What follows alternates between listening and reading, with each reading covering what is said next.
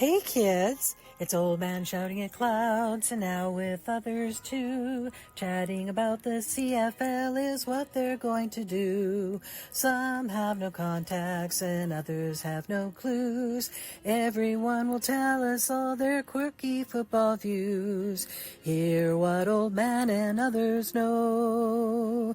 It's the CFL Outsiders Show. Hey, GT. What are we going to do this week? Same thing we do every week, old man. Take over the CFL. Hey, kids. Welcome back to another episode of the CFL Outsiders. I remain, as always, your 100% impartial, completely unbiased, and, frankly, at a bit of a low-ebb host, Old Man Shouting at Clouds. And for the panel this week, besides the regulars, we've got MJ2 making an appearance. Welcome back, MJ2. Thanks. Hi, everyone. Shout out from Calgary, where my neighborhood's a little more quiet now that Stampede is over. And, of course, the usual rogues, GT. Hey, everyone. Welcome back. Another week. Here we go. Yeah. And MJ wearing a very nice Montreal jersey. Oh, yeah. We all know why. I just want to say thank you to everyone who attended my Thai Cats therapy session last week. And you stuck through it. Thank you for letting me get my feelings out. Yeah, definitely needed. And it's very good that we got MJ2 here to take up a bit of the slack, because frankly, I'm just hoping I make it through the show here. I apologize in advance. Something in the backyard started pollen producing today, and my allergies have just gone completely off the rails. I'm going to try and get through this and then load up on as much Benadryl as I can legally take and go to sleep. So, best of luck for me, I guess, with the show. We'll see how everybody else is going. But to start us off this week, MJ, you said you had, speaking of the Tiger Cats and therapy, a game you wanted us to play. Yeah. I mean, if we don't laugh, we're going to cry. So let's play a game. Which former Thai Cat quarterback is going to come save the day? I have 5 choices for you. Rank them in order of 1 to 5. Okay. Oh, boy. All right. Number 1, Dane Evans. Oh, we're going to do it blind? Here now. Yes. It's a blind ranking. ranking. It's a blind. It's a blind ranking. I'll play it safe and put Dane at number 3. Who's going to jump in next? Yeah, I've got him at 3. I'm going to go with number 4. Okay. MJ2? 3. Yeah. 3. All right. I'm with you in the middle. Jeff Matthews. Jeff Matthews. Wow. Yeah, I'll put him 5. Jeff Matthews. I'm trying to think who could be worse. That's the trick in this list. Well, Yeah, I'm going to put 2. So you're going to. All right. I'm going 5 as well. Jeff Matthews at 5. So there you go. All right. Matthew Schiltz. Mm. Yeah. I better put him at 2. I'm going to put him at 3. Putting him at 4. Okay. Jeremiah Mazzoli. Well, I've got 1 and 4 left, so I better say 4. 2. And 5 is good, right? Or is No, 1 5 good? is the worst. 1 is the best. Well, I've messed my game. You know what? It doesn't matter. Number 1 for Mazzoli. All right. And number 5, former Thai Cat quarterback to parachute in to help save the season, Danny McManus. That was one I wasn't expecting. Despite his age, I will put him at number 1. With his big rib That's all I guard. got left. Yeah, absolutely. Danny would be number 1. Yes. Absolutely. Danny Mac. I knew you needed a laugh. Yeah. All right, Danny, come save us. I was waiting for Casey Printers. That's what I was expecting. Well, I mean, there were so many amazing Yes. ones to choose from. Quentin Porter, Dan Lefevre, like, Oh, yeah. yeah. Johnny Manziel. I was waiting for Johnny Johnny Football. Manziel. Yes. Just so many amazing options. No. You could have put Jason Moss on the list.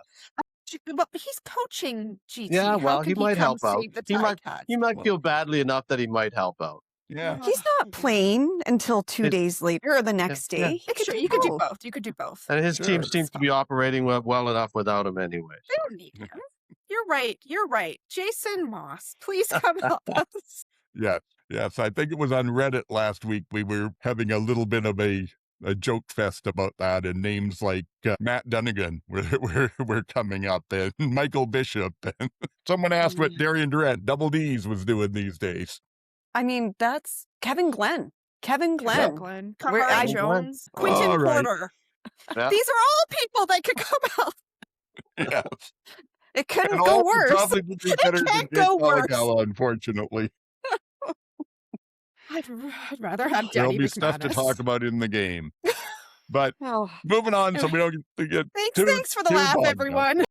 Yeah, little bits of news here and there, not a lot this week, but we've got some things that we're going to talk about that aren't necessarily news too. So, but in the news, BC has now hired their new special teams coordinator, Dennis McKnight. He has been in the CFL before and spent a bunch of time in the AFL, UFL, whatever it was at the time. He started in Edmonton in 2011. He's a former offensive lineman. He was the O-line coach and special teams coordinator there. Then in Hamilton, he was special teams coordinator in 2018 and back again in 2024 and 25.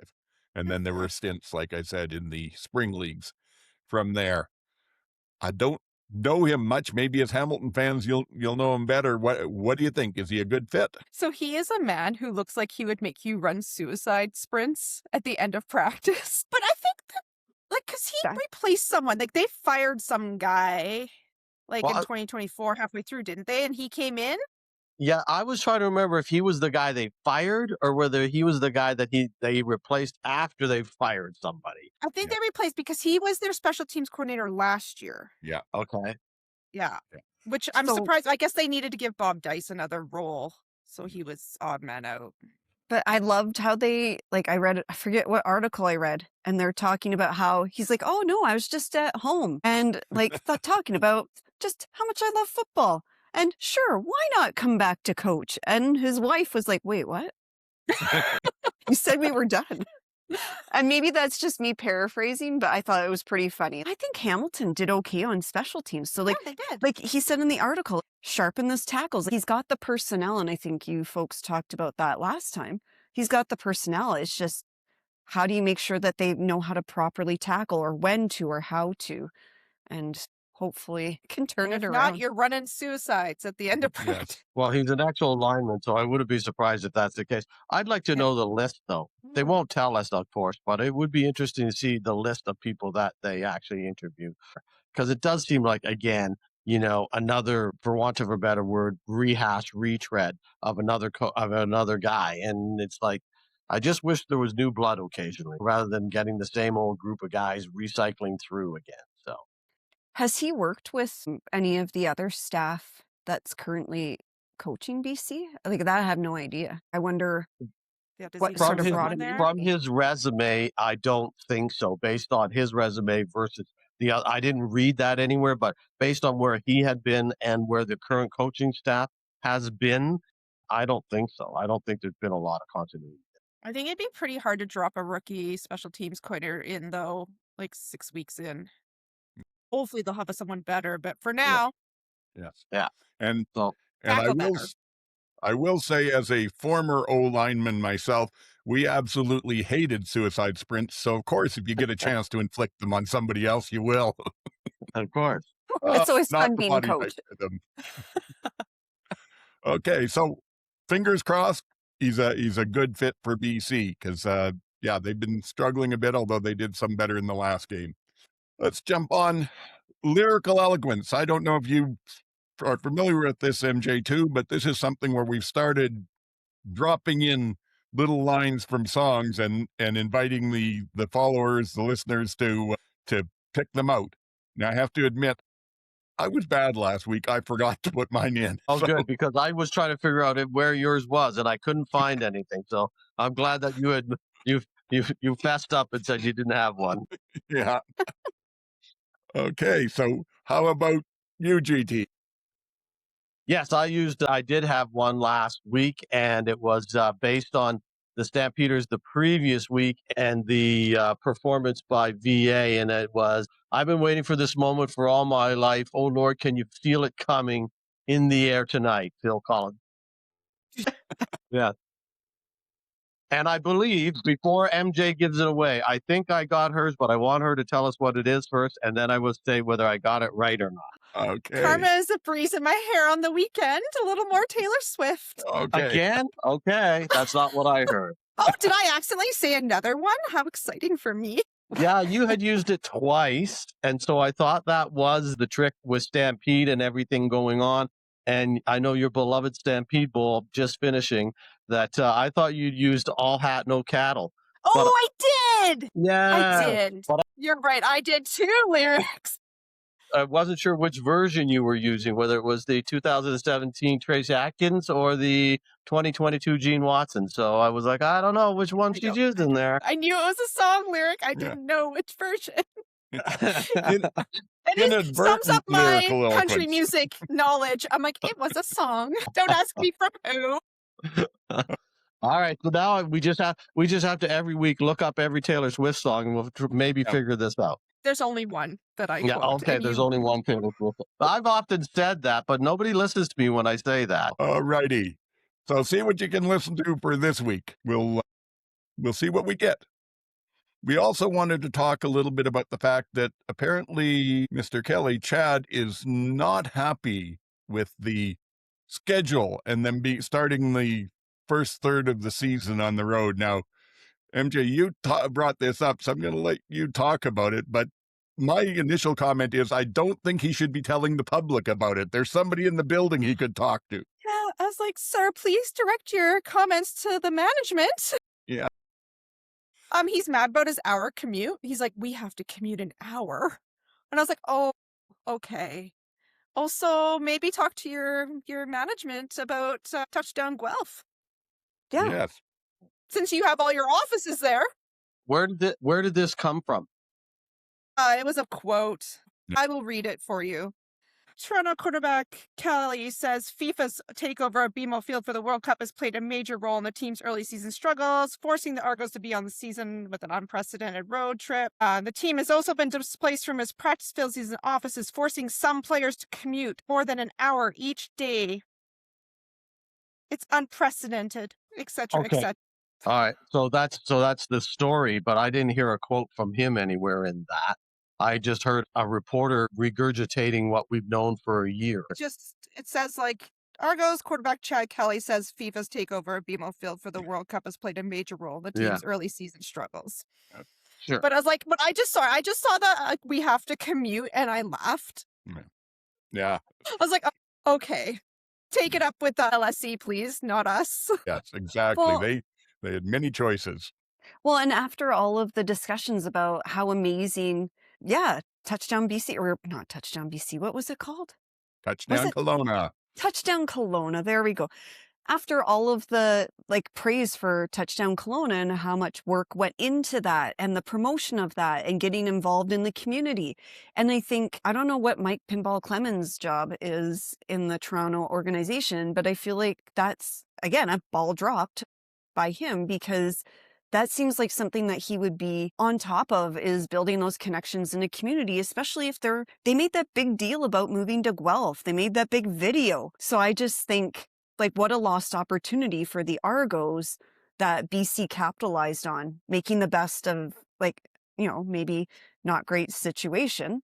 And I say it's all right. My cats played there for a year. They in did. Guelph. They Yeah, did. Don't Again, talk to us Think about that commute all year. My cats had to commute for a year, Chad.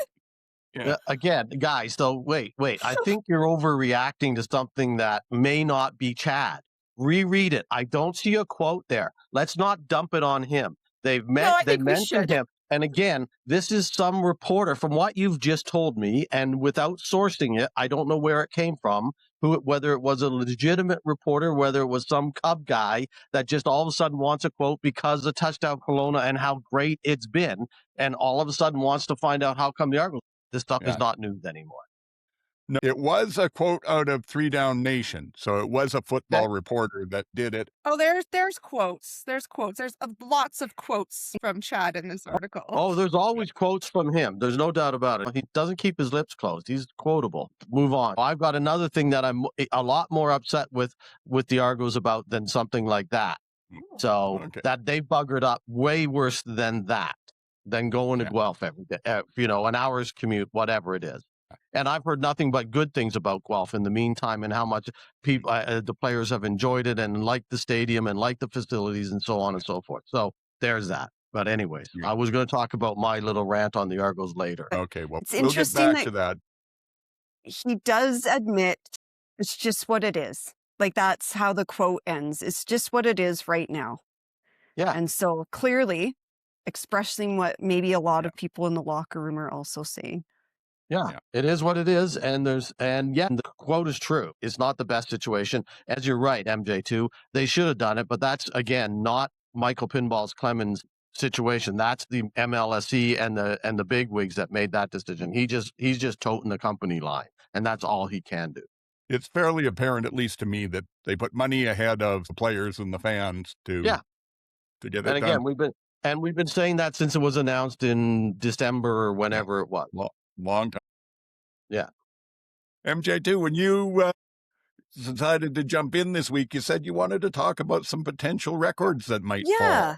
Speaking of Chad Kelly, a man we love to talk about, going back to the Stampede Bowl and how much fun it was to watch VA break some of those franchise records. Well, not break, but he tied people like Garcia and Flutie. So he's being mentioned with some of those people, and that got me really excited about some of these players that are having this fabulous season, and not just having a great season, but are on pace to break some records. And I thought, let's talk about some of those, because I think that's why we love this game so much, is because we're always pushing. And as much as I don't like Kelly, he is on pace. He's chasing down the passing yards, total passing yards. The record is held by Doug Flutie at 6,619. And if Kelly stays on pace, he's going to blow past that. And they're saying he could have up to 6,000, close to 6,500 by the end of the season. So, I mean, as much as he's complaining about doing the drive, something is working this season for him. So that's exciting. But there's two names on this list that they have multiples. So I want you to try and guess. So they are both on the offense. Neither are quarterbacks. One is chasing 3 records and one is chasing 2 records. One is from the East. One is from the West. Do you think you know who they are? I think I know who they are. I know who they are. I'm pretty sure I know who they are.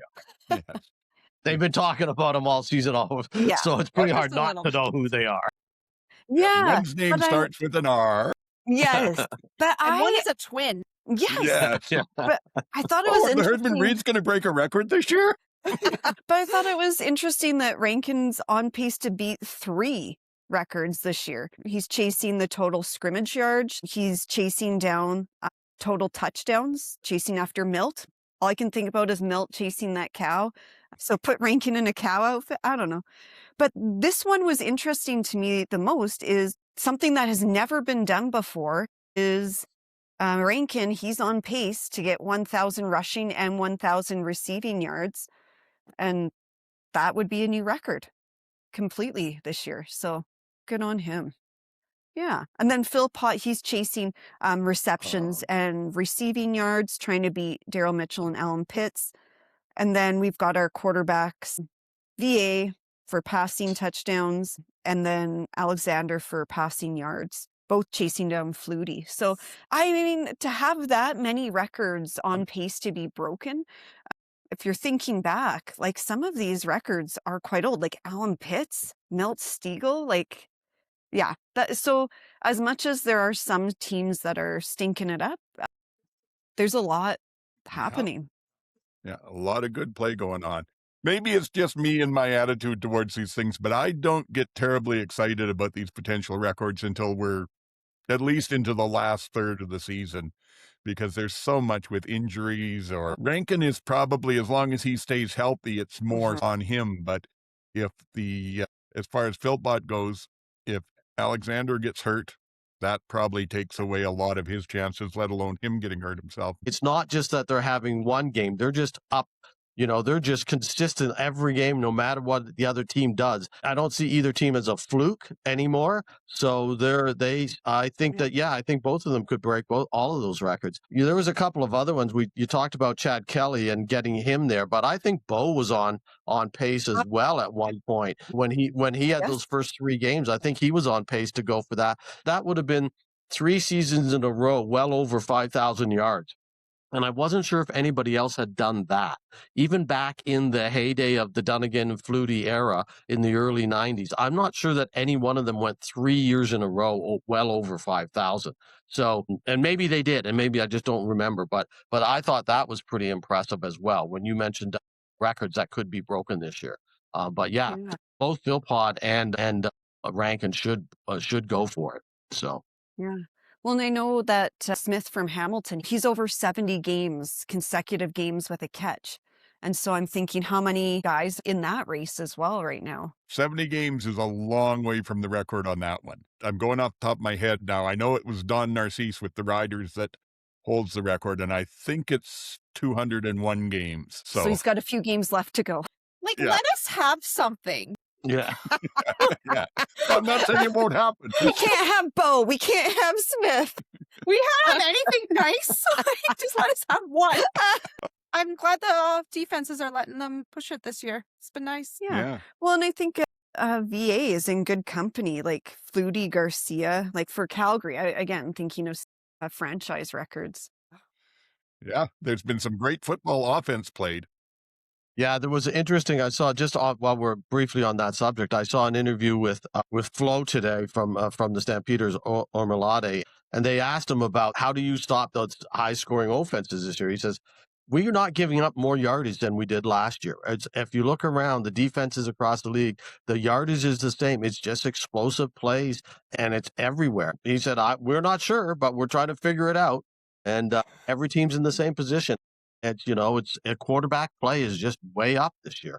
And that's basically what everybody on television seems to be saying in the last couple of weeks as well. So until this week. Unfortunately, with Bogon, that's one less amazing performance per week that we're missing. Just quickly say here, because we've been tracking it every week, attendance was back up this week. The average was just shy of 23,000. Winnipeg, of course, was the top. They had 32,000 and change. And Edmonton was the lowest, but they were just shy of 16,000. So that's a considerable improvement over what they've been getting last year. And go figure. The name is still the Elks, and people are coming back. And it What was could be the only difference? the one day of that week it didn't rain. Well, I want to go see Rankin play. I would love to see him play live. Well, and a 4-1 record sort of helps too, I think. Yeah, absolutely. Yeah. Exactly.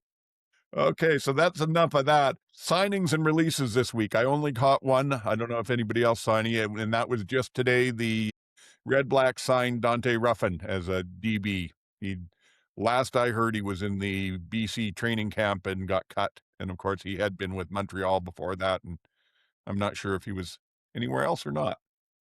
But he's there, and that kind of makes sense with Bennett Williams being out with the Achilles. They need somebody else with some experience in there. We also wanted to talk, I'm not sure if it's MJ or MJ2 that was going to talk about the NFL being at the Stampede, Calgary Stampede. I just wanted to quickly mention it because it's everywhere I go. This NFL had a booth at the Calgary Stampede this year, and I think MJ2 could probably tell you better what the booths entail, but they won Best Show Guest Experience Award at the BMO Center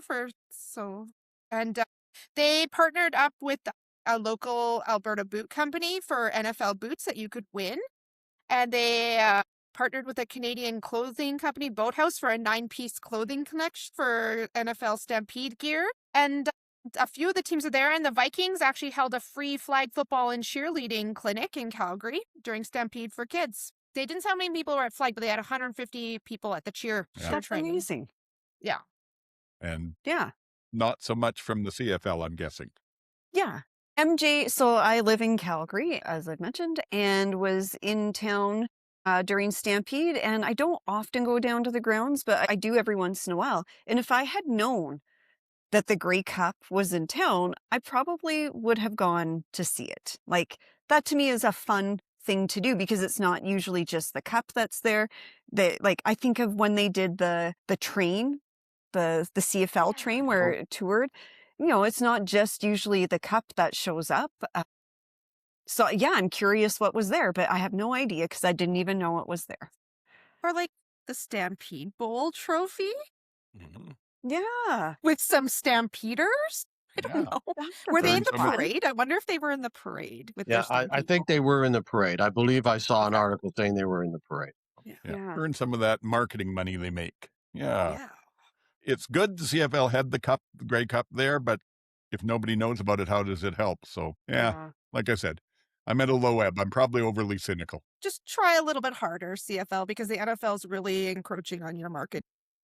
The Stampede is a one-of-a-kind thing, but just about every province has a big provincial fair at some point. Yep. Why isn't the CFL out getting a booth at those things and promoting themselves some? Yeah. The Elks could have had like a visitor, like enemy booth. Yeah. Yes. There we go. Yes. Yes. Yeah. That's You're something welcome. that's actually something the riders would have done. And Yes. I'm kind of surprised they didn't. You're right. That's something the riders could have done and would. They could have had like a green booth and they could have taken turns. Like, Yeah. You're welcome, Mr. Johnson, and all the club presidents. These ideas are free to you. Okay, I'm going to just mention a couple of things quick because they came up after I went through the show rundown, so you won't see them on there, but I thought they were worth mentioning, and you can comment or not if you want. The first one is that we're at halfway through July now, and the riders announced they've sold out the Labor Day Classic. So that's good news for support and for the league and all. And then the second one was a report, unfortunately, of a death, but I think the fellow, was 89. He was a rider, and I didn't even recognize the name. Mind you, he came into the league basically a year after I was born.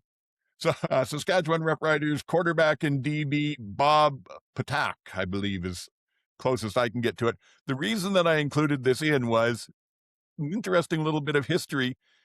He was traded to the Riders from the Cleveland Browns of the NFL, and they sent defensive lineman Jim Marshall down to the Browns in exchange. So an interleague trade. Wow. That is Didn't interesting. even know that happened. Yeah. And also, what year can was you that? imagine like That was in 1959. Okay, cool. Can you imagine QBing and then being like, okay, now I'm off to DB. That's what I was going to Yeah. say. The game has definitely changed. Definitely yeah. changed. Yes. The article I saw on 3 Down that they said he was a very respected two-way player. He was good in both sides. So yeah, we've got a league now where you basically can't breathe on a quarterback. And back then they'd finish throwing the ball and go make tackles. Iron Man football. It was a different sort of time. Yeah. People on, like special teams and maybe defense or offense, but not. Yeah. Yeah. Wow. Payroll's small, guys. Payroll is small. Exactly. Well, and the other thing is back in those days, the NFL was not paying substantially more than the CFL, if at all. In fact, I remember, I remember hearing that George Reed had an offer to go play in the NFL, but the Riders were paying him more, so he just stayed. So There you go. another change between the two. All right, let's see. What else have we got? Well, we're going to get to the game recap, but the other thing we'll do real quick is our fantasy recap in case anybody gives a damn. For myself, I managed to win and get up to 3-3, back to 500. Excellent. Last week, I had 132.1 points, I think, and I was top scorer in the league. This week, I had 116.3, and out of a 16-team league, I was 13th. Wow. So everybody, I've started taking Rankin as a defensive move because I figure everybody's going to have him. I've got to at least match that. What I discovered is that half the league took him as their captain as well. So they're doubling up the points on him, and that got it there. But my opponent was Shot from the Hips podcast, and they didn't even have a full team. So, like I said, a bit of a gimme for me. They only had 52.3 points. It's like you were playing Ottawa.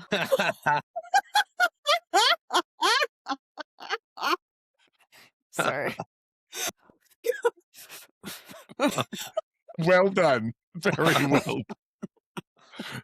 MJ, how did you do? I was not playing Ottawa. Yeah. I was up against Katie Kamish, who is the top person in the league, and she beat me by 20 points. But I had the 139.7. I didn't even have a bad week, but she had Rankin as her captain, and I did not. That's the sad, sad tale.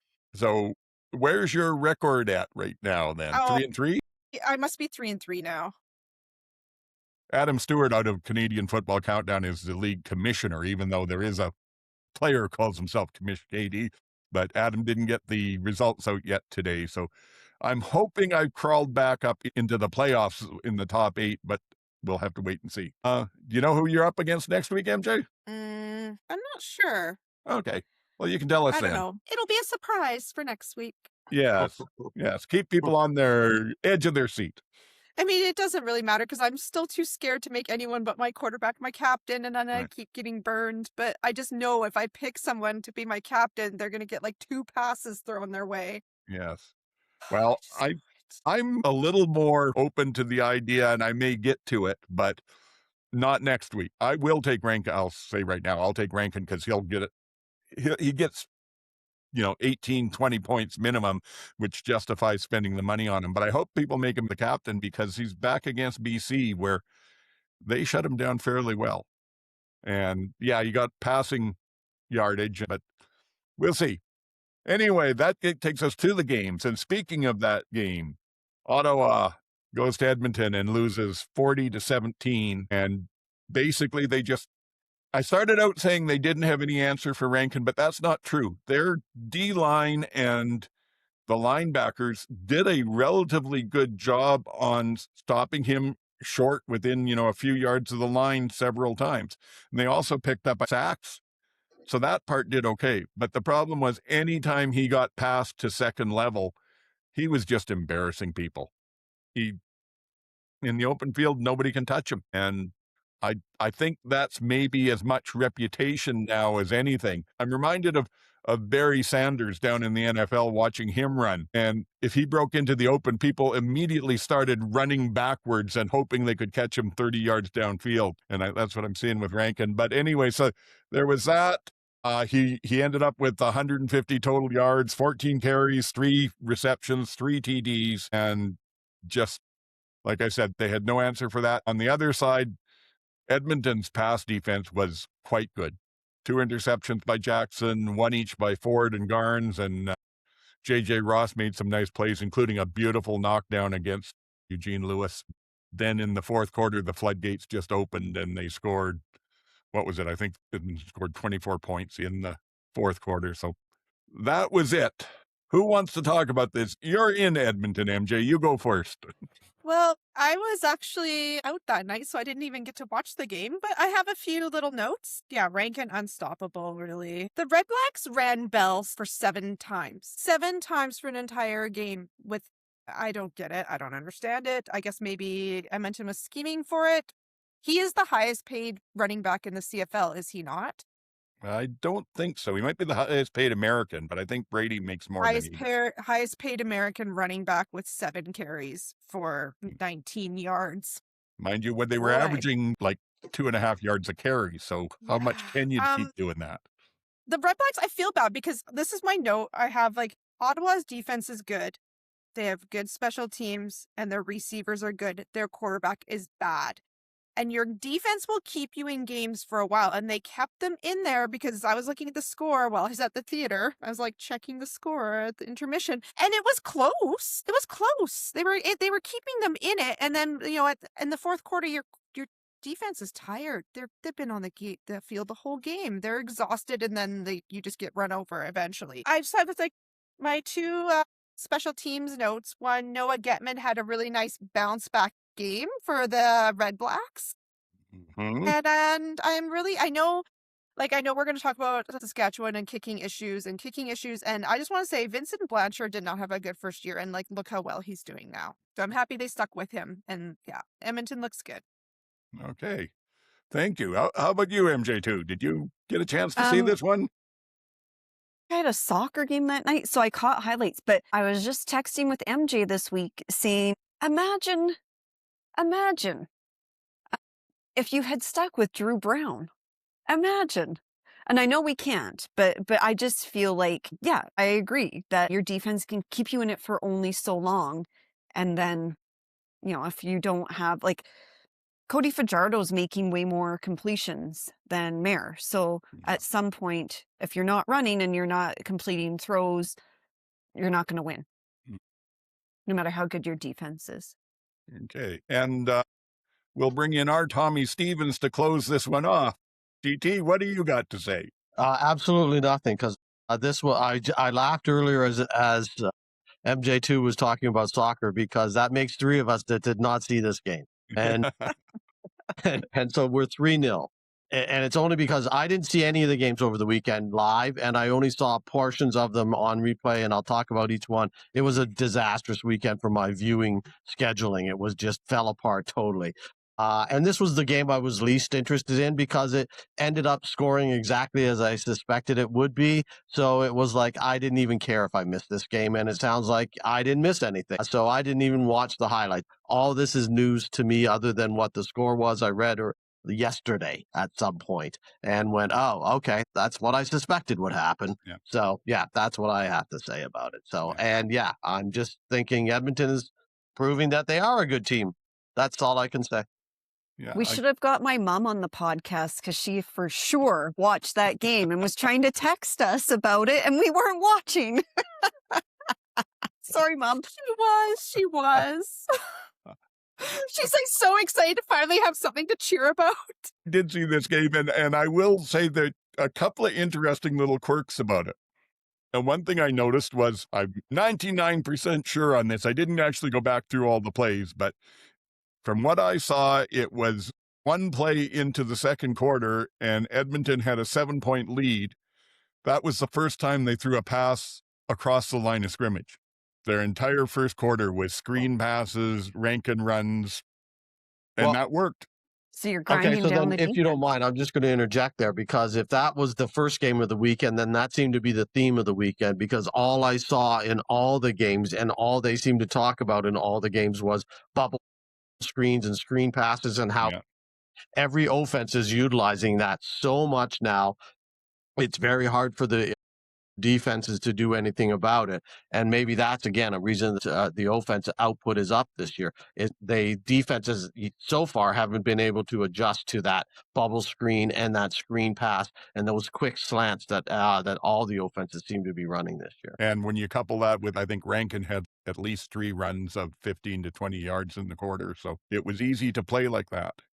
But the other thing, which probably says as much about where Ottawa is at right now as anything, was there was a point late in the game, they were already down considerably, and they had 3rd and 10 and decided they were going to go for it, which, makes some sense at that point. You've got to start scoring some points.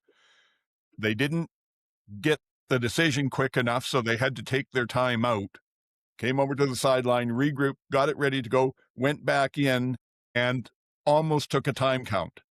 You could see the quarterback realize with about 2 seconds to go that he had to get the ball snapped, got it snapped, and in the rush threw another interception. They don't seem to be in the games. Their heads just aren't there. And I can understand, losing is not all that motivating. And if you've got a coach that's tearing strips off players in public, that's not motivating either. I hope it gets better, but this game didn't show anything to me that gave much hope for that. That's like a show up, get your paycheck game. Can't collect your paycheck. Yeah. Well, yeah, but we're only game 6 of the schedule and they're already collecting paychecks. That's a horrible sign for another 12 games to go. Yeah. Right? At what Exactly. point do you think they make a coaching change? But maybe they don't.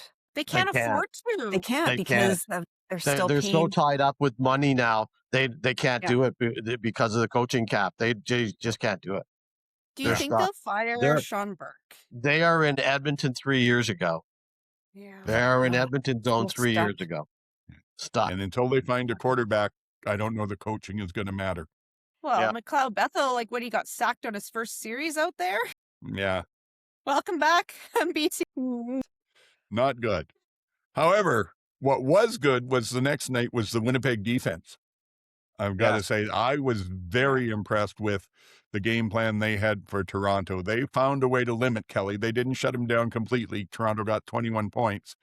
Winnipeg got 30 and got the win. And Drew Brown looked okay in there, but they also got a lot of field goals. They weren't finishing off drives. They got one offensive touchdown and one on a return.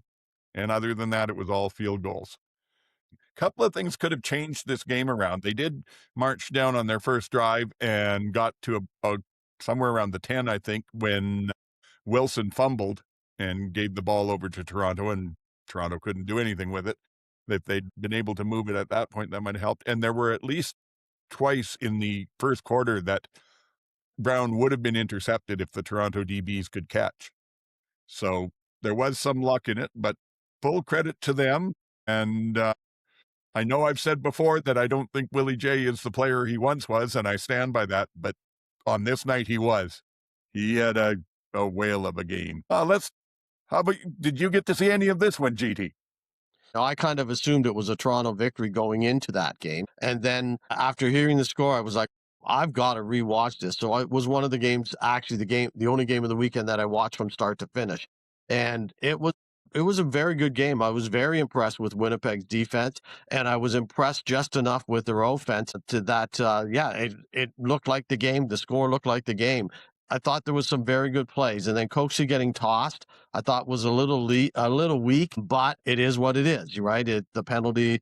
So, and because it looked like he got his ankle twisted, so I can understand why. And the guy laid on top of him for a little bit and looked like he was still twisting well after the play was over. So I can understand, like, get off of me, maybe swearing and stuff, and even the hand slap, enough's enough. But again, that's a head slap and it's an automatic ejection. I was a little surprised at the way he went out with his, all the bravado. I thought that was just nonsense. I mean, whatever, you're losing in the game and you're been kicked out. So what are you doing? But I guess that's he what it is. was trash talking the Bombers bench earlier. Yeah. And I was like, sir, you are losing. Yeah. And then apparently the head slap, he had been doing that several times. And the refs had spoken to him and reminded him that this could be a disqualification penalty. And he just apparently did not care. He had a little bee in his bonnet that night, right? I couldn't even figure out the hand gesture he was doing to the crowd after. But I was like, this isn't a way to treat your home fans, Coxie. Yeah. Like, come on. Yeah. But that's a selfish penalty because you're one of their top receivers. Absolutely. That was super selfish. And if they had given him some chances and he was still going to pull that, like, you could just tell he was just in a mood, right? Like, off you go, go cool off. Yeah. There's Been maybe watching he's too much frustrated FIFA. with the commute too. It's watching too much FIFA. Okay. What did you think, MJ2? Oh, well, you know what? I feel bad because I made fun of Tim White earlier in the season. And as much as it pains me to see Ticats leave and do well because they're not with the Ticats anymore, I was really happy for him that, he is doing well and he had a good game, started at well anyway. So I was happy to see that. And then anytime Babel, I know he messed up a bit, but anytime he can run a long run like that, I get really excited. And I just think of the excitement around him last year, and is he living up to that? And so I was happy to see that for him. Yeah, that was a great And play. way to make up for your mistake, right? I was like, when Yeah. he bobbled that, and I was Very like, next play. no. And I was like, he went and fixed that mistake in a huge, big way. Like, good job, Vavel. Right. Because a lot of people would just have a shit game after that. Yeah. Winnipeg was lucky they were able to get that timeout in time because you could hear the whistle going, but Toronto trying to get that kick in. And the first one was successful. O'Shea icing the kicker. Yeah. We're talking about like a winning attitude versus just collecting your paycheck, right? Yeah. Thinking about Toronto, taking selfish penalties as much as you want to talk about, is it news or not, but like things that you're saying in the media. Mhm. And then here we've got Winnipeg, like we want to win. What does a winning culture look like? Yeah. You put all those pieces together. And like you said, GT, you thought this would be an easy Toronto victory. Not easy, but you were expecting that. And then to have that be the outcome. So good on Winnipeg. Yeah. Again, like I wouldn't have thought going into the season, certainly I didn't have Winnipeg projected to be 3-2 at this point of the game of the season and looking like a team that has a legitimate shot of at least causing some disruptions through the rest of the season and into the playoffs. And certainly after this week, after losing Caleros, again, you wouldn't have expected this. So kudos to them, and that they've managed to hang in and get themselves in a position where they're still in the thick of it, and in fact, very much in the thick of it. So I will say that with that win and with the continuation, of the rest of the games, the West is going to be even more competitive, and certainly it looks like at this stage, I would strongly suspect we're going to be talking crossover again this year before this season is done. 100%. Yeah. So, Yeah, it makes sense. As much as Winnipeg's offense is not firing on all cylinders yet, what you mentioned, those attention to details makes a real difference in a winning team. And you can see it in the teams that are doing well. Chad cleaned up his interceptions. 0 interceptions. I think that's a first this year. I think he's thrown at least 1 or 2, if not 4 or 5 every game. So good job, Argos. So they've clearly been working on that. And Drew, the Bombers posted on their Instagram, and I quote, arm strength looked pretty good. Yes. And I was like, oh, karma is a boy on the Bombers. And I was just like, didn't miss a beat, just went in there, didn't do anything crazy, right? There was nothing crazy, but he and Tommy Condell worked together for 2 years in Ottawa. He's played with Mike O'Shea before. He's played with the Bombers, but he's played with Brady before. And it was seamless. It was seamless. It looked like he had been there the whole time. And I just was so happy for him, considering how this year has gone for him. And his family came out down from Ottawa to see him play. And he's in the post game, he's like, I always play better when my family are here to see me. And he was just really gracious in that interview. Not like a stick it to the team. He was very gracious, and what a great guy. And I'm really happy for him. Smiles return to the yes. faces. Way to go, Drew Brown. Looked good. Yeah, just- The Bomber social media person is just the sassiest, most amazing human. I want to meet them in real life. Yes. More salt in the wound for Redblack fans, unfortunately. Okay, but let's jump on now to where would we be at? This would be the Saturday game, which I imagine if any of you were recording and watching it later, you ran into the same issue I had, which was TSN decided at the last minute to bump it off the channel that it was set to record on and add a World Cup game, which was already playing on 2 other TSN channels. So it needs to be on all 20 TSN channels. I saw some stuff was on that the England game? social media after that. Some people were complaining, others were going, oh, just change the channel. Well, not so easy to change the channel if you're not there, if you've got it recorded for later. So luckily I tried to go in about half an hour, 40 minutes late, and it wasn't on there. I got to the proper channel it was on, and so I only missed the first quarter, which included some good plays from what the highlights looked like. But basically, Montreal had come off a bye and used their time well. They had trick plays all over the place, including a lateral that was then a pass for a touchdown and a flea flicker and a bunch of other stuff. Close game, Calgary 30, Montreal 37, and Calgary came close to coming back at the end of the game and made it a very close thing. So let's maybe, GT, your team, you tell us how much of it you saw and what your thoughts were. Okay, well, I decided, because it was a beautiful day and I got talked into it, to go for a walk. I'll watch the recording later. So I get home, I have all settled in to turn it on, and it's like, what is this? What is going on?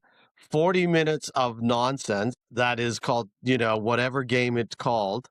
And then finally they cut into the Stampeders game, and it was a bad game from the Stampeders. They didn't play well. The score flattered them. In the end, they made it close, but that flattered them. And then in the last 3 minutes, when it was close and they were driving and they were down 2 touchdowns, because the recording that my brother-in-law had made for me, because I don't record, I squelch off of his recordings, because the soccer went so long, they cut off the last 3.5 minutes of the recording, so I didn't even get to see the end of the game either. So, yeah, it was an unmitigated disaster as a Stampeder fan trying to watch that game in my basement. from from the recording issues to their own issues. It was not fun. But what I did see of the game, I will say this: they played badly. They didn't deserve to win. They made enough mistakes. They were behind the entire time. Montreal played an unbelievably smart game. And seemed to be doing everything right. The Stampeders seemed to have no answers whenever they got close. Montreal just did what they needed to do to get back in the lead and stay there. There was one play, the Otway play where he late hit on VA. That was ridiculous by Otway. That was a late hit. And then for that lineman to get that extra 15 yards or 20, that was the weakest call I've seen in a long time. He didn't do anything egregious. He just went out and sort of gave Otway a little push at best. I mean, that was a bad call. And I hope that if there's a protest that you can lodge against the league for bad calls, I hope the Stampeders did, because that was a pretty significant play. I think they managed a field goal out of it, but they certainly were driving, and that would have given them some momentum on a legitimate, after the whistle hit by Otway. That's what he's known for over the years. That's exactly what he's done. So, that I just was ticked about that too. By the end of the game, I was like, whatever. Yeah. But but I will say they did not deserve to win. So better luck this week.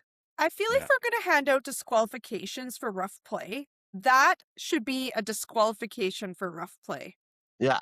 That hit Otway gave on VA. Why is that not a disqualification? When I saw it live, I thought Otway was trying to turn sideways and get out of the way and basically got hammered into him by another one of the Alouettes. But then on the replay, no, he came in and delivered a shoulder to the head and then turned sideways. So that should have a fine with it and whatnot. I will say on Desmarais, though, whether you agree with it or not, and it might have been a soft penalty, but to me, that's another selfish one. Yeah, you're supposed to protect your quarterback, but in a game that's right towards the end, you're fighting to get back into it. Don't leave it in the ref's hands to give them a reason to throw the flag. You've just picked up an extra 15 yards and increased your chances quite a bit. So this is also the game. So I disagree. I'm sorry. That's just a weak call that shouldn't have been called, because that, what is it? Yeah, I mean, so you're saying that you don't come to your guy's rescue? Like, that's just, no, I'm sorry. It's not a macho thing. It simply is, you've got to do that. You've got to show up. Somebody has to show up. I think so, because then I think otherwise it invites headhunting. Yeah. Well, they took a 15-yard penalty. The league is doing what it's doing to take that stuff out. You're not going to change it by going after somebody. It's just selfish. Disqualification. It is. But why give the refs a chance? This game also had a hands to the face call that took away a touchdown that I was like, I feel like these get done all the time that don't get called. So I don't know. Old man, if he had come out, if Desmarais had come out and swung a punch at Otway, or had done something, that was like really bad, or even given him a two-handed vicious shove or something like that, but he didn't do any of that. It was just like, that's a football reaction. I mean, that's let him play on. That's a play on. That's all it is. There were 4 other offensive linemen that did not do that. And they stood up. And every one of them should have. Somebody has to. Somebody has to stand up for that stuff. Yeah, sorry, somebody has to stand up for that. I would much rather take a chance to win than feeling good about showing I got my quarterbacks back. It's the timing. In the middle of the first quarter, go ahead. But when you're down by 2 scores and you're fighting for every yard to try and get into it again, giving up 15 makes no sense. Thought it was a really soft call by the officials. Really soft. Given the circumstances, I thought it was really soft. I just think like a hit like that could have just taken VA out for the season. Yes. Yeah, I agree with that. And the officials you react appropriately, and I don't know. I think it's because of who it was as well. Yeah. It's because of who hit him. The thing is that they had shown earlier in the game that they were calling the game fairly tight. So you've got to think about that. I didn't think the officiating was great in either of the last 2 games of the week. So there's there. But anyway, let's not get bogged down in that. One of the nicest plays by a defensive lineman I've seen all year was Mustafa Johnson on a stunt that came from defensive tackle outside to have outside contain and still got his sack on it. That was a brilliant play. And like I said, they were calling a lot of penalties. Calgary had 11 of them for 113 yards, and Montreal had 12 for 95 yards. It's Stampede week. It was Saturday night. It was moving into the rodeo final. So that is what was on TV when I was trying to watch this game, and I was at someone else's house. And so check the scores, but watch some of the highlights, but that was about it. But I love this from Dave Dickinson. We get another chance at them next week. I just want to be better. That was really nice to hear from Dave Dickinson. You want a winning team. You want a winning culture. You get close. You had a bad game. You came close even though it was a bad game. You meet them again next week. How do you talk about your team in the media? I just want to be better. Didn't call anyone out. And I thought, well done, Dave Dickinson. Sometimes I get mad at him for his rants, but I thought, okay, I liked that. Good point. Just be better. Well, the other thing that I thought showed up in this game was, again, winning teams have depth. And we saw that from Montreal. Ento was out at the corner. They had Callis in for him, and I thought he played a whale of a game. So, there's that. And then the last thing that I took note of was the fact that McAllister came very close to returning another punt to the house. And then the punter fought off a block and made the tackle. I didn't think punters were allowed to do that. Didn't they just get mad at a punter last week That for was not? Ottawa. Yeah. That was Ottawa, sorry, Ottawa. Just keep adding logs onto Yeah, my the shots fire. are too easy. We're going to lose any Red Black fan viewers we have, but hey, it's Hang not in easy there. bean a fan at the Niles best of Morgan times. had a great game. It's for not the easy being a Redblacks. fan. TSN really hyped up the thing for calling it the Philpott Bowl. And they had a Philpott tracker for like yards and touchdowns and catches. And Lovely. Jalen did not live up to it at all. Their mom was there and she had a half Alouettes, half Stampeders jersey on. And they kept showing her in the stands. It was cute. There was I saw it and I was on my way to the basketball. So then I couldn't find it again because unlike anyone else here, I don't have cable. So I can't go. Anyway. There was, I believe it was a special teams tackle on the sideline. And then the Alouette guy ran off the side after the tackle, ran to the side, sat on the bench and just crossed his legs and leaned back on the bench. I missed that. I think it was during when you guys were watching FIFA, but it was in the first quarter. I wish I remembered who it was because it was fun. It's fun to have fun. And it was very sassy. And I was like, oh, this is a Montreal Alouettes team. Yeah. And two little notes. One is Alexander able to have a hamstring transplant because it looks like he was grabbing his hamstring again. Mhm. Yeah. Every Alouette fan of the world must just be cringing every time he even puts his hand near his leg. So, and then I'm just wondering if the Ticats can trade Sneed to start for us this week at QB because he looked pretty good. Yes. His arm's okay. Arm's okay. Not His bad. arm looked pretty good. Montreal, I think they're one to beat, right? They are Unless except for Alexander's hamstring, that is their Achilles heel, if you will. Yeah. Everything rides on that one hamstring. It's scary every time he reaches for it. But they say it's all fine. Nothing to see here. Oh yeah, it looks so great. Yeah. He had to go to the sideline at one point, but then they thought he might have to take a few plays off, but he was right back.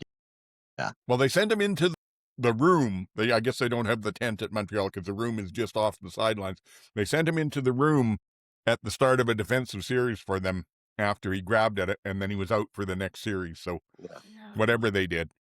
If his hamstring is wrecked again, Toronto put that will out be into top the of the universe. East, and there'll be a crossover, and there'll probably be a West Grey Cup final. It's possible. It's the last Grey Cup, the last crossover playoffs of the CFL history. We're gonna have a West Grey Cup. Yeah, that would be a fitting way to end 100 It really and some would. years of What tradition. better chaos? What better CFL chaos than that? Hopefully his hamstring is fine though, because he's a dynamic player who I really enjoy watching. Yeah. And Philpott's also really hoping Oh. that his hamstring is fine. Yeah. Now, Yeah. this next one, MJ and MJ2, if you want to cover your ears for this segment, I will understand, because we've got to talk about the Sunday game. That was Hamilton going into Regina, scoring 7 points to Saskatchewan's 38. And frankly, the Ticats defense played a very good first half. They kept the game somewhat close and gave them a chance, but they were on the field too much and couldn't make up for the offensive mistakes, including a bunch of turnovers. Then in the fourth quarter, it just blew up. And again, I think it was like 20 points by Saskatchewan in the fourth quarter. So I'm going to go to you, MJ. Let you vent first. Well, Thoughts on it? friends, it was like a 1-1 score there for a while. Yes. Yeah. For quite a while. Stuart Johnson's favorite score. And then it was Yes. 4-4 for a while. Yes. Another favorite CFL score of mine. And it was close till the half. And then Hamilton did not score a single point after halftime.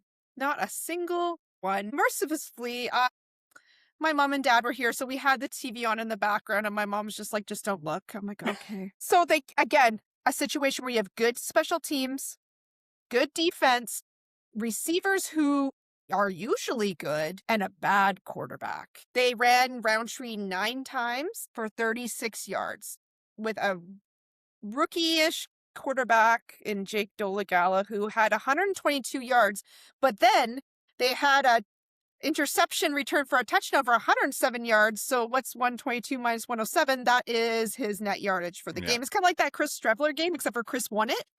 I will jump in quickly and say that was also the world's slowest pick 6 return. Everyone was so tired. It was so hot there. They were frying an egg in a frying pan on field level because it was like 50 degrees on the tarmac there. If you're a Ticat deep on the defense and you have been out playing in 45 to 50 degree weather all game, like, of course you're going to fade out. Yeah, hard to keep focused. Yeah. And again, just before you go on, I'll also say Woods, the weak side linebacker that got that interception return, and he wouldn't have got in the end zone. He was going to get caught, except Jameer Thurman got back and made a very nice and a very smart block. He didn't come flying in and get a crackback block called against him for leveling a big hit. He just got back and got in the way of whoever it was that was getting close. So yeah, that was nice. It was nice. I like seeing smart plays like that. Carry on. Yeah, so they had Dolegala doing short yardage, which I understand he's their short yardage QB, but I was like, I'm like, well, this is a dangerous game to play. And then if you had scored 0 after the third, why are you not putting your second quarterback in? Why? Why, Scott Milanovic? I don't know why Dolegala started that, other than that we talked about it last week. And then it looked like Scott, okay, I was told, like, the Ticats website says Jared Baines is the OC, but all I saw was Scott on his CB radio making play calls. So I was like, is Scott calling this game or is Jared calling this game? Something rotten is going on in the state of Hamilton. I need to know who to be upset about. Yes, there's something weird going on. Like just like a micromanager who cannot delegate responsibility effectively, I think is Scott's issue. And then Keandre Smith, they interviewed him after the game, and he said that it was not Jake's fault in that they played so badly. He said that he's like, I don't want to hear anything about Jake. I don't want to hear anything about our defense or special teams. It is on our receivers. We dropped 8 or 9 passes that were catchable. That's on the receiving core. That's on me, and that's on the rest of our receiving group, and it will not happen next week. So I was like, thank you, Keandre. I appreciated that.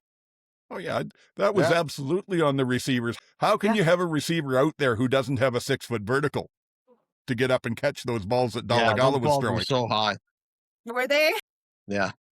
Yeah. Well, it looked like he had been playing in a while, but also I like, Jay and I were texting about this today. Like, why are you starting him? Like, if you've got someone that knows the team, has been with the team, been practicing with the team, and was dazzling in preseason. It just, and I get that maybe that's not how you've decided the vision for your team for this year. That is not how you've decided you want your team to look, but that's who you have. That's who has playing experience. So how do you not work with what you have instead of shaking that bag of former quarterbacks and who do we have? Great. That's what it seemed. I mean, I know that's not what happened, But as a Cat fan, it just is really, I think, so frustrating to know that you've got Trey Ford just sitting there doing what? Yeah. At what point are you setting Ford in? Like, has to be better. Has to. It can't be in the last 2 minutes. No, that makes no sense at all. And I didn't get it from in the first place. I posted on Reddit last week. I said, to me, this is like your racing team and the Bugatti gets broke. So, well, we've got this Ferrari we got in the off season, but I don't really know how to drive that. So I'm going to go to the Ford Tempo. Made no sense. Change your offense and make use of what Trey does. Starts. Remember how when we were talking this year, I'm like, Ticats have decided not to have a GM. We're going to GM by committee this year. Yeah. Fail. And I think this is the fallout of that, because when Bo's in, this all fragile ecosystem, like, it stays okay. But as soon as one piece drops out, it's completely crumbled, and there's nobody that is able to mitigate damage, and no one able to play. Drew Brown went and won a game with a team he hasn't played for in 2 years. Yeah. It's just really frustrating because they put together a good team. So don't tell me you can't play call for another QB. Like, don't tell me that. But you know what, Scott? You are not a good coach. Yeah. Yes. Yeah, you design your offense or your plays for the players' talents. If you are someone who builds an offense and then says, I'm going to get the players to plug in and make it work, you have a hard time adapting to changes. And I know we sound really salty, but this is not the first go-around of this kind of nonsense for Ticats. This is, we have been through a lot. I know a Redblack fan was complaining to me, and I'm like, look if you want to start like going shot for shot on who's got it worse, I don't want to compare but like, this has been a long haul. Like, we watch Kent Austin, and we watched Ron Lancaster just like standing on the sideline having no idea what to do with anyone. I watched receivers yelling at Danny McManus. I watched a dual Jeremiah Mazzoli Dane Evans. I watched them trade Jeremiah Mazzoli away. I did not resign him. We have watched a lot, and finally they both came in. They benched him, and now finally something good has happened, and they just completely ruined it again. Yep. Mm-hmm. Welcome to sorry for my other therapy session, but I will be better next week. Yeah, it's hard I'm sure to be a there's fan. one or two other Hamilton fans out there listening who probably agree with you. Like, you want to talk why there's not a lot of Ticat attendance this year? It's not random. This is brewing for a long time. Which is so unfortunate because you have so many, dynamic players. You have the opportunities there, and you're not being coached properly. And I feel like, at what point do you start making changes? And clearly they've chosen not to. And I think that's the most frustrating. Be interesting to see what they do next week. And if you are out there listening or watching and you're a Hamilton fan, please let us know what you think. Do you agree with us here or not? GT, you've been very quiet through all of this.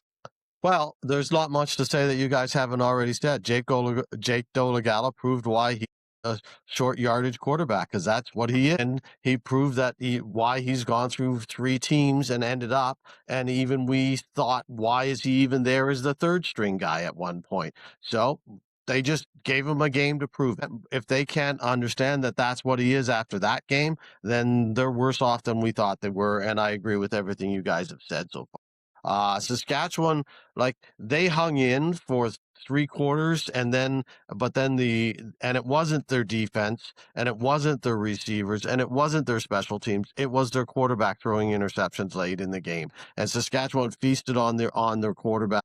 And I'll say Saskatchewan didn't look great, and it will reflect in our power rankings later. That's the 3rd game in a row I thought Saskatchewan looked pretty bad, and they got a 4th quarter where Dolegala looked worse, and they took it full advantage of it. So, I wasn't, I watched that game again on speed dial, but I watched it through, slow speed dial, and it wasn't an impressive game, and it was mistakes. And if they're not going to go to Trey Ford, we've talked about it and talked about it and talked about it. It's the stuff that we've just, like we said earlier about the Argos situation and so on. This stuff is what we've been talking about since January. And now it's showing up again, and you just shake your head and go, why? Why is it still happening? Why, as you guys have said, like they went out and signed Trey Ford. They knew what they had. They signed him. They spent money on him. They made him their second string quarterback for a reason. And they talked about how everything was going to be great. And then they've already thrown him out and thrown him under the bus and signed 4 other guys. So come on. It's just like, what was the whole point then? What was the point? If I was a Ticats fan, I'd be right where you guys are, just like unbelievably pissed off. If you're Trey Ford, like, when do you walk away from this? At what point is this? This is no longer fun. And like, I mean, he checked in Edmonton, and we know that he did, because why wouldn't he have checked out in Edmonton? Well, now is he already checking in Hamilton? And why wouldn't you? If they don't start him this week, and they haven't announced, but if they start Jake Dolagala again after that, why? Was it UGT who's like, I hope Trey ends up in Calgary behind VA? No, that would be amazing. Because it's the right spot, on the right team with the right offense and the right quarterback coach to be able to get the best out of him, and maybe, just maybe, get him back on the right path. But I will say that there may be something there that we just don't see from the outside. That Trey might just have an issue that we're not aware of, because this is not the first rodeo where he's been sat down for lesser quality guys. So there is something to be said here that's lurking in the background. If they can't have a conversation between him and Milanovic and say, here's what we need you to do, and okay, I'm willing to do that, then both of them are at fault, and there's something going on, and they need to figure that out. But from the outside, first blushes, it's on the team, not on him. On a slightly different topic, I mentioned when we were talking about the last game, I wasn't impressed with the officiating in this game either. And it's not the officiating was bad for one team. It was for both. And there were things like, to my mind, any time that either team got to within about 2 yards of first down, they got very generous spots that shortened up the distance they had to make. And that was consistent through both teams. There was an interference, or a possible interference, that didn't get called against Hamilton. Saskatchewan challenged it. There was early contact. It was close. The replay center said, we're not overturning the call. There's no PI. Okay, I'm good with that, if that's how you're calling it. Then later in the game, they called Peters from on the other side for Hamilton on a PI that was not as bad as the first one. There was no consistency to it whatsoever, and that's frustrating. And then the last thing was, unfortunately, after the Riders, Fletcher, and put in Sexton, who was a heck of a good returner and looked very good, he got hurt badly, and they took him off with his leg in an air cast.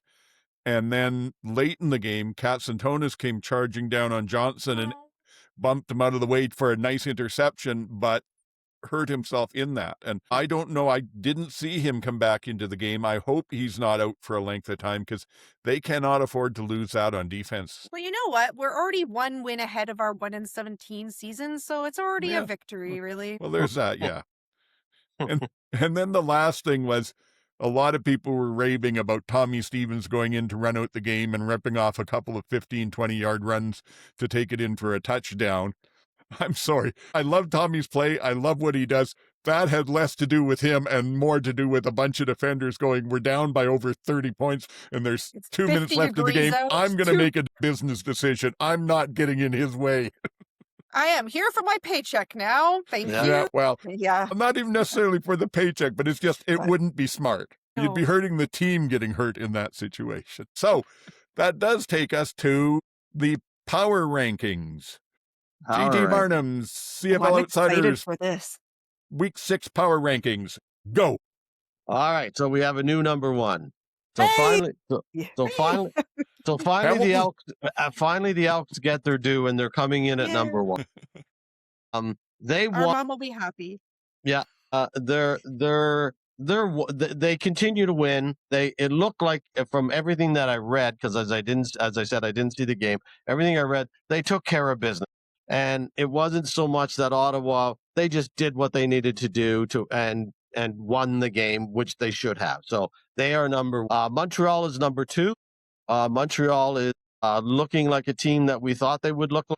and they are their defense is playing very well, and their offense is clicking, and that was some tremendous play calling on their behalf, as you said. So I will put them at number 2. Saskatchewan slides to number 3 because, well, they won. I didn't think they looked terrific, and they haven't looked terrific for the last 3 weeks. And it was more because of Hamilton's bad play than their great play. So I will give them that.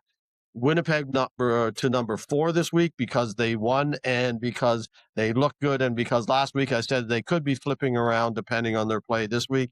And sure enough, they did that. So I will put them in at number 4.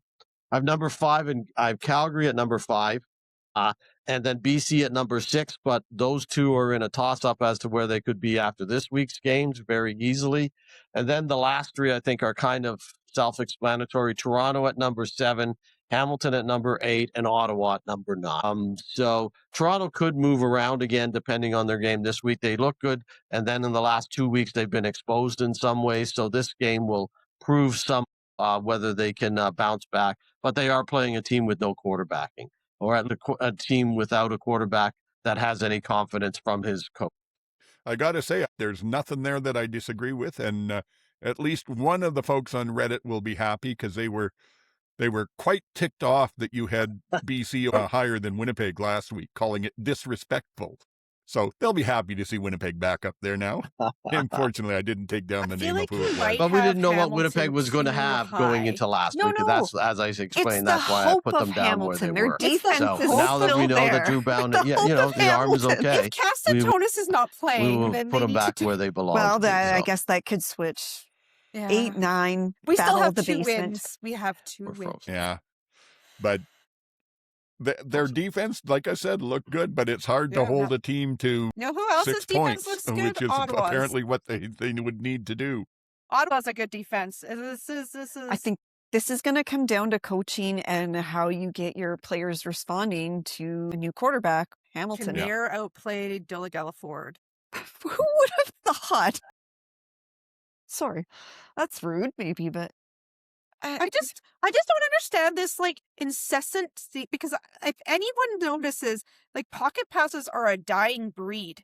There's no one really pocket passing anymore that's coming up. So why you have to live and die by pocket passing is beyond me. But Yeah. All right. we're just saying you might have Hamilton too high. Well, at least, as I say, they still have 2 wins, and Ottawa, even though they have a quarterback that they supposedly have faith in, they haven't proved that it's justified. So that's the reason they're there. The other thing that we didn't really mention when we talked about the game, and I thought you might put into the power rankings with the Riders, is their kicking situation. I'm concerned about it. Hale, maybe he turns into a good kicker, but he's sure struggling early here. They passed up 2 field goal attempts in that game. One of them worked out well. The punter put it out on the 3-yard line. The other one, he punted it through the end zone. They were on the 45. They punted, and it went through the end zone, and Hamilton got the ball on the 40. So a net 5 yardage on a punt without the ball being touched. Yeah. That's kind of scary. I'm worried about that. All right. Injury reports. We've only got the Tuesday practices, so it's not much. BC didn't really have anyone of note, but they did have 10 players listed as limited. oh, Nobody did not participate, but they had 10 limited players. Edmonton, there was some trouble on the O-line and D-line. Beard and from center, and Jordan Williams from the D-line did not participate, and so was Verde, who they picked up after Saskatchewan released him at linebacker. And Metchie was limited. Calgary, 2 of the receivers did not participate. Brooks and Jones were DNP, and Grant from the defensive backfield did not participate. I think he's out for a while, but he's not on the 6-game list. Yeah, Brooks and Jones were both illness, though, so that's a cold or a little bit. Oh. That's just, they'll give them whatever they need, antihistamines, and too much NyQuil them up and stampeding ready to is go. what that is. Too much Yeah. stampeding Yeah. is right. Yeah, that could be. Yeah, I should have looked at what it was. I didn't look at that. That would make sense. So that's better for Calgary's hopes then. Yeah. Bassett was posting photos from the Cowboys tent, so you just know where those boys were at. Oh boy. Well, gotta enjoy. Yes. Yeah. Toronto, Janarian Grant did not participate, and so was the punter Haggerty and Ojo from the D-line, and Cesar, who's been playing very well at halfback for them this year. He's a new player. He's looked really good. Him and Coxie were both limited. So whatever that's worth. And the other 4, Hamilton, Winnipeg, Ottawa, and Montreal, have not practiced yet. Saskatchewan's on the bye. Yeah. So Yeah, the Maybe they're one gonna that the put one that was Bowen- interesting there, the only other one that was interesting there was the Josh Haggerty thing in Toronto, because they also made a trade. I don't know if you saw it, but they made a trade with Ottawa for another global punter, James Burnip, and they traded an 8th round, conditional 8th round pick next year Oh, okay. for him. So Haggerty has a hamstring injury. And so that's looking like it could be more than just, a tweak if they made a trade to get another punter in. Because at first I was like, why would they trade for a punter? And then it was like, oh, he's got a hamstring injury, so it might be a little worse. The interesting thing I thought about that, other than because it's a conditional 8th round pick, maybe, I don't know, maybe do you get nothing then if he doesn't sign? You don't even get the 8th round? I don't know what the condition is. But he's listed as 6'6" and 235 as a punter. That's a big guy That's kicking huge. a ball. Yeah. That's a huge think man. That's Tommy Stevens size, He's not going to stand on the sideline and give somebody a wave. He's going to go, Yeah, I was going to say, you'd think Ottawa would hold on to him. Yeah, exactly. I was, because Ottawa, I thought that's interesting from Ottawa as well, that after the shenanigans, and he might not be here if he doesn't step up, comments, well, they got nobody else now because you just traded him away for an 8th round conditional pick.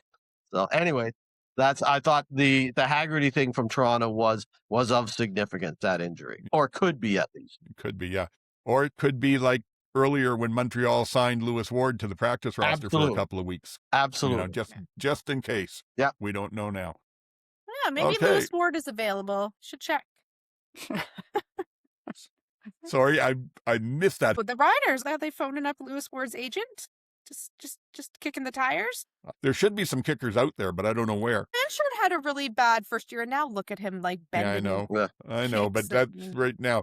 The other Castillo, thing with the maybe Riders, he needs glasses like Castillo. Castillo got glasses, and now he's making all his kicks. That's it. well, Hale wears glasses already, so maybe he needs better glasses. I don't know, Yeah. but the Riders are also limited in that they pretty much need a global kicker the way they've set up their ratio. That's why Lowther, I mean, he didn't have a great season last year, but I think that's why he was let go, and they decided to just put both their globals on the kicking squad. Well, they should have been watching the FIFA World Cup, see who's taking all these penalty kicks. Yeah, all the corner kicks. All right, let's get on to our game predictions. BC at Edmonton. You're in the upper left corner of my screen, GT. Start. You get to go first pick. Hi, this is a relatively tough one, but because they played only 2 weeks ago and BC's coming off a bye and they're feeling the road, so to speak, after that last win against the same team. But I still think Edmonton's a better team, so I'm going to take Edmonton. Okay, MJ. Oh, it's hard to win at home. I'm going to take Elks. Okay, MJ2. Oh, I'm going Edmonton as well. Yep. For me, there's a real temptation to go BC, and it's the hardest. I think it's the hardest pick of the week, to tell you the truth. But yeah, I think if you watch the game, you'll find that Cody's got a old style telephone as one of his security blankets, and he'll have that, which he didn't have in Kelowna. And plus, yeah, I don't think it'll be a huge game for Rankin, but I do think that Edmonton will take it. So we're all on the Elk for that. And it's bring your dog to the stadium game. Oh my god. Oh, is it? Yes. Cute. So much fun. Game to avoid.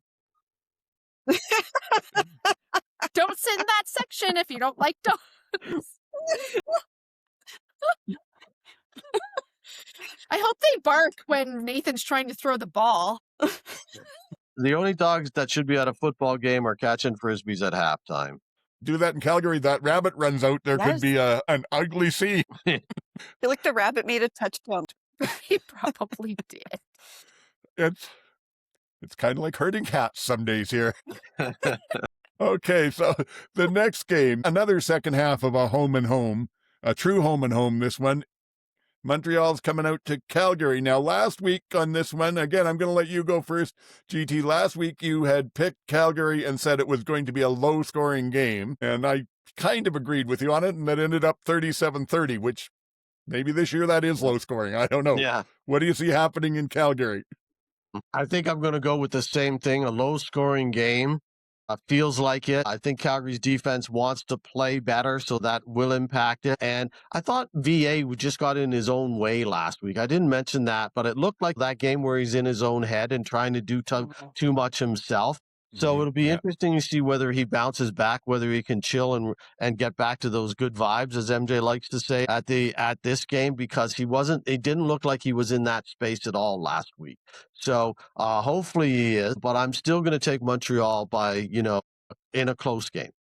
I think Montreal's just proving to be that good a team right now. Okay. MJ2, we'll go with you next.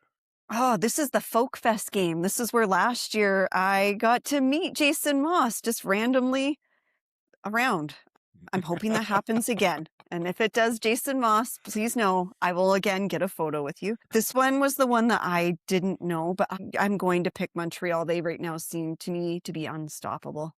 It's a tough one because, frankly, I think the difference in last week's game was the fact that Calgary had to travel across the country. And this time it's Montreal doing it. But I still think Montreal did look enough ahead that I'm going to go with them. So that leaves you, MJ. Well, I think Calgary will win, but I'm not picking them because I cannot wear this jersey again. Sick of it. It's like a Philpott jersey, too. It's just like mocking and it's got me. Signatures on it. It's signatures everywhere. It's just like mocks me. I think VA will play better. I think that Stamps will play better. They're at home. VA seems to really like playing there. I think they're going to have a better game. I am actually very worried about Alexander's hamstring status. But that would change everything. Just for my own personal life, and I want to wear other things, I will be taking Montreal. So it's a defensive pick on your part. It's a defensive pick. Yeah. Just like Hamilton. Hamilton. Oh my goodness. Okay, so we'll let you go first, MJ, on the Toronto-Hamilton one now. Is this a home game for Toronto in Hamilton? Yes. Okay. I know that there was some no stuff going on in Winnipeg and in Saskatchewan. I think the Hamilton fans that show up are going to make Chad's life miserable. And maybe Coxie will have another temper tantrum. But who is starting for Hamilton? Is Castantonis still injured? Because if he is injured and not playing, the defense doesn't play well when he is not playing. I know Whit and McManus is there now, so that is helpful, but they don't play well when Castantonis isn't playing. Oh my God, I hate this so much. I'm going to pick Toronto, and I hate myself. I get it. I do not like picking them either, but if they do put Ford in there, and if Milanovic starts moving to more of an RPO type offense that takes advantage of what he can do, then maybe Hamilton, but no, based on everything I've seen so far, I've got to go Toronto as well. If only he would. If only he would do an RPO offense, then Hamilton has a good shot at this. They do not. Yeah. I mean, what MJ2. is Schultz up to these days? Yeah, what is Schultz doing? Was he the one that Bob Dice let play that game? Yeah. Because he was retiring? Yeah. Well, Bob's in Retired at Hamilton halftime. now.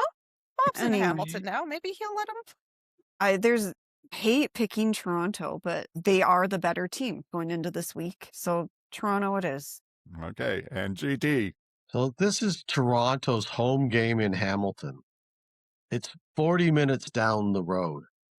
They've had 2 home games in Saskatchewan and Winnipeg where already played, where they managed to sell about 30,000 tickets in each game. Very successful in each of those 2 cities that are thousands of kilometers away. This is 40 minutes down the highway. It's Tuesday. The game is Saturday. And I still have no idea where my tickets are in Hamilton. They cannot tell me 5 days in advance where and when we are going to find out where our season tickets are in Hamilton for this home game, 40 minutes down the highway. You talked about things that Toronto does wrong. This is the biggest thing they've done wrong. I gave them kudos last week for things they did right and some of the things they do right. And I like to talk about the things the Argos do right because they get a lot of crap thrown at them. But this one, no. There is no excuse in my mind for this game to still, as season ticket holders, as an Argonaut season ticket holder, 5 days before the game, to have not heard from them, have no idea. And when I spoke to them a week and a half ago, because I didn't have my tickets yet, I said, what's going on? They sent me back saying, well, we don't know yet because we're still putting together the master list to send to Hamilton. And I'm thinking, you're 2 weeks and you haven't got the master list of season ticket holders that have said they're going to the game or not. They can blame it on us again because maybe some season ticket holders did wait until the last minute to tell them they wanted to use the tickets or not. But they had a firm cutoff date back in May that I answered to, and then they extended 3 times. So why did they extend it 3 times?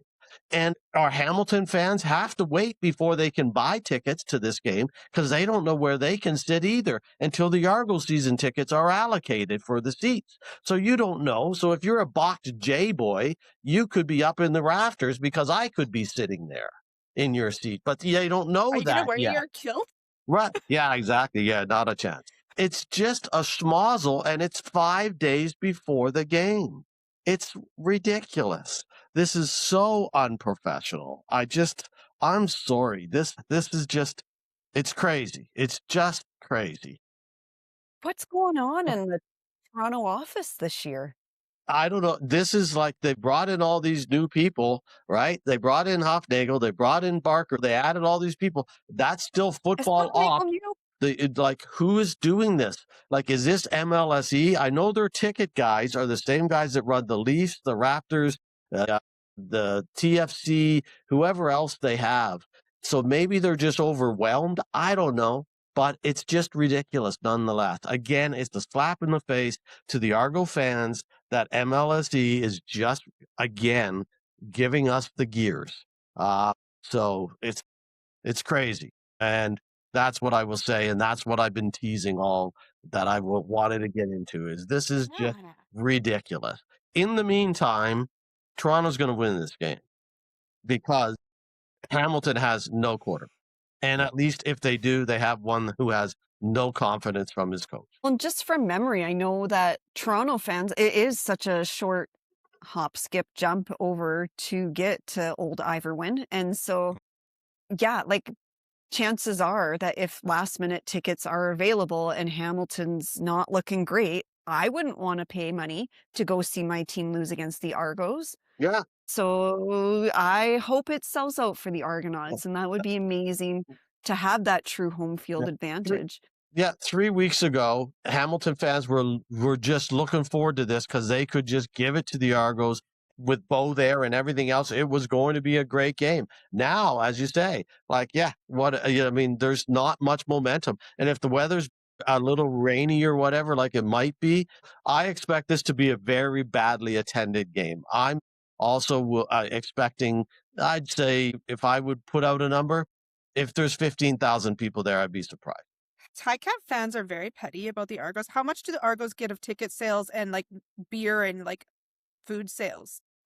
Do we know that? I have no idea. I don't know what they make from the concessions, and are they their games? Do they take a cut each or whatever? I don't know how that works. Because you just know there's like some Ticat fans in Hamilton that are like, I am not going to that and paying money for a beer that's going to be giving money to the Argos. That's a good point.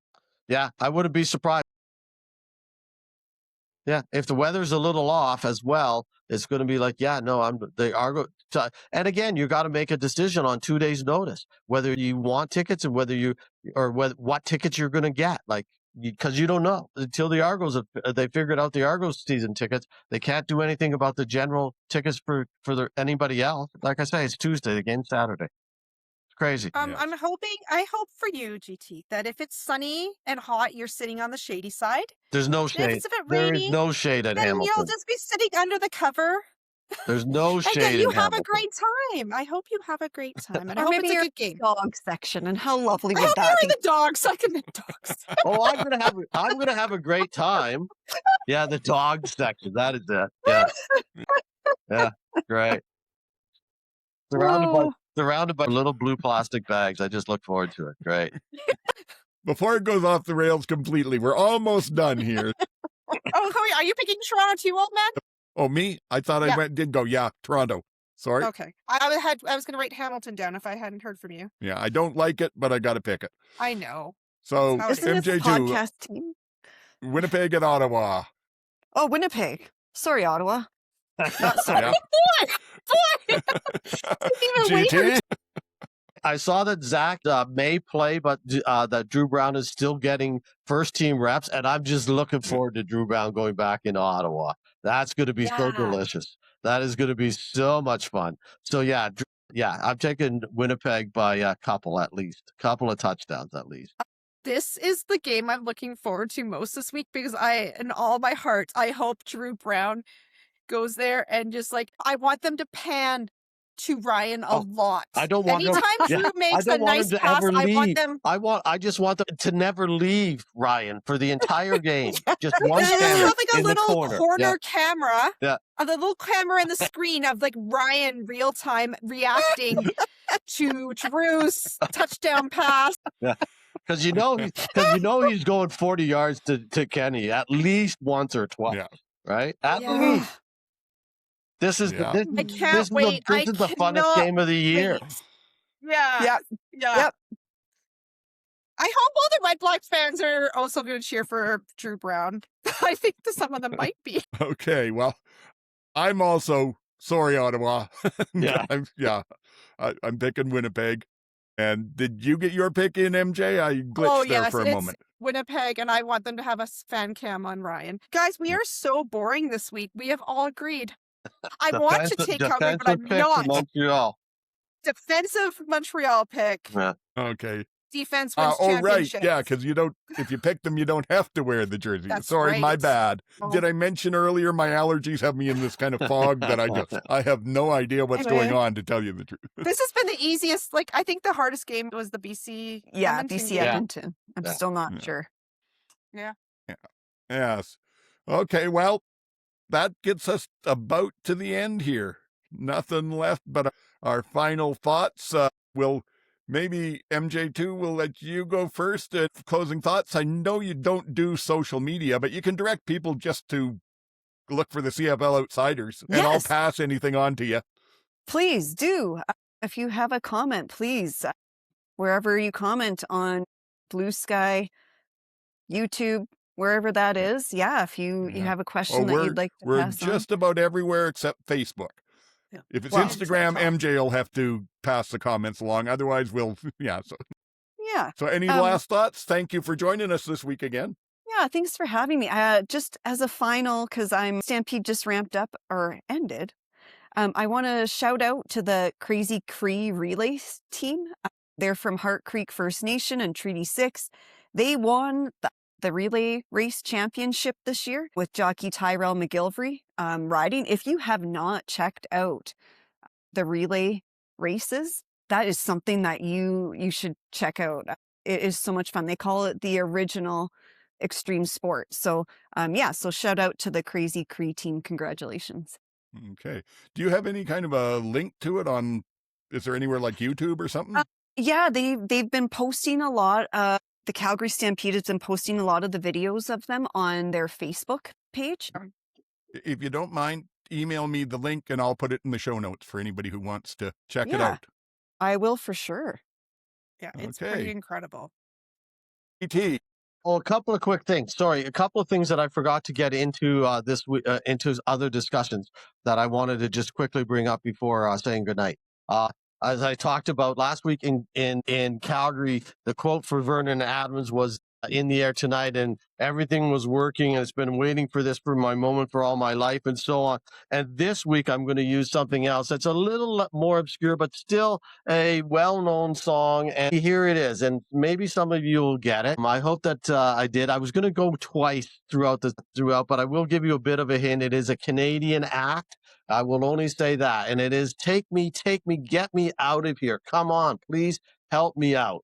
And that's another part of the song says, losing my head on the road, light up there, Montreal, won't you let it come on down? So those are two sets of different places in the same song. and I'll let you guys try to figure it out. But that was, as you could probably tell, in lieu of VA's game in Montreal this past weekend. And I will say that. And also, if you're at all interested, I thought you might like to know that I did stumble across the DraftKings, I think it was DraftKings, Grey Cup halftime betting odds for the halftime act. And at this point, Brad Paisley is plus 250 as the number one. Nickelback comes in at number two at plus 380, which was great because I think they were right up there in my list of that have them done so far. And MJ's first choice way back when it was announced, Tate McRae is plus 3,300.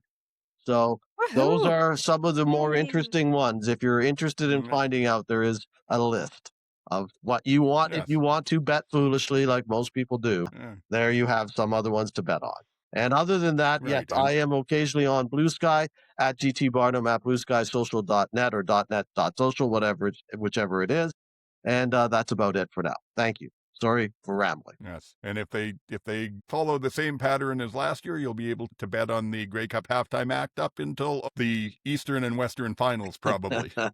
We've been paying attention to commercials this year to see if anyone has music commercials like last year, like Machine Gun Kelly. I was like, we'll see. So if they don't have Tate McRae, that's a complete travesty. Oh, I think so and a too. complete huge miss. Like if it's not Tate McRae, then what are we even doing here? All right. Anything else before you? Yes. Well, we had some good feedback and comments on Instagram. GT, your Canada Shore stuff was a big hit. So keep it coming. Some other Ticats fans who wanted to commiserate. So, misery loves company and we're all doing this CFL thing together. Yes, I'm on Sports and Plants. I am currently posting about the All-Star games, but that wraps up this week and then I'll be back to football. And yeah, I'm at the game on Friday in Edmonton with a bunch of BC Lion fans. So don't hold that against me. All right. Enjoy the dogs. Okay. And I am absolutely beat. So ready to move along here. I don't know that I've got anything else to say other than this last weekend we saw the first two real blowouts of the season, and I have a feeling we may see a couple more this week, and I hope not. But just hope for the best. Hope that it's good competitive football. No Thursday night game this week. They start on Friday, 2 on Saturday and Sunday, so I'll be dropping Old Man Plays CFL Weekly Fantasy on the Friday afternoon or noontime or so. And other than that, like I said, I'm done. So for special guest MJ2, for MJ, for GT, this is Old Man saying until next week, get the hell off my lawn.